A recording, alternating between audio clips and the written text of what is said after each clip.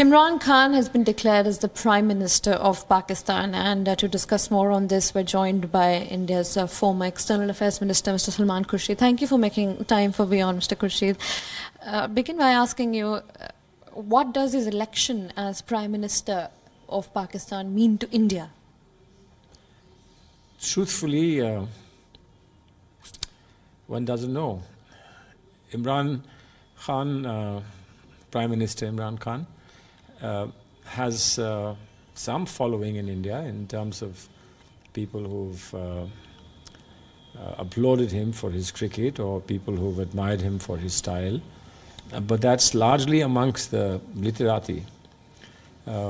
His visits to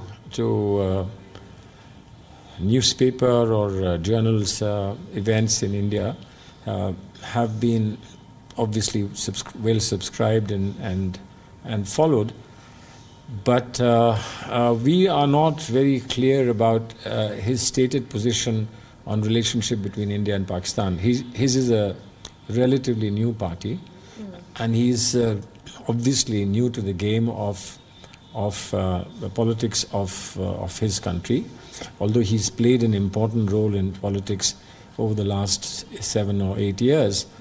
But at the top and in an top administrative office, it'll be the first time for him.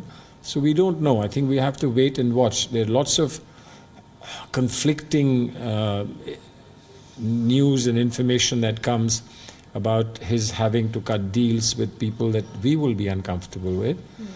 But if he has a popular mandate in the country and he's to be Prime Minister of an elected government, we can just hope that he will have a positive attitude towards India. And as a new generation politician, and a politician coming from a background which is very different from the politicians in the past, right, maybe he will break fresh grounds. While he addressed the nation, he said that I am very sad. I've been portrayed by the Indian media as a Bollywood villain.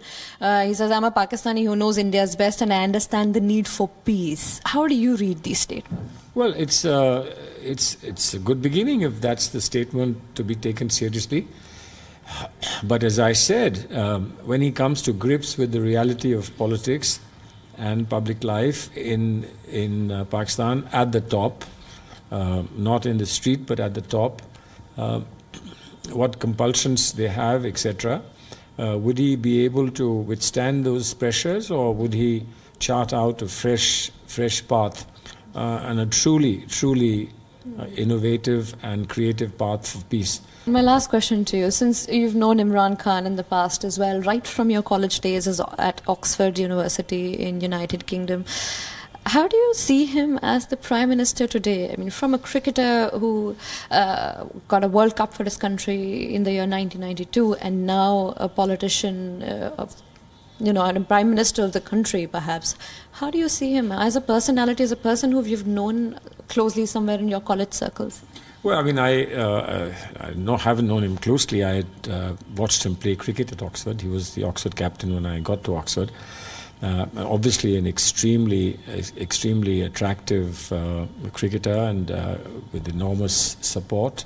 And then, of course, he had a life of glamour in many ways, and that life of glamour has got him into trouble as well, but it's certainly some things. What is that life of glamour, if you could tell us? Well, the life of glamour is what you call the page 3, the glitterati, the having married into a top family of the British elite, and subsequently again the very celebrated weddings that he's had.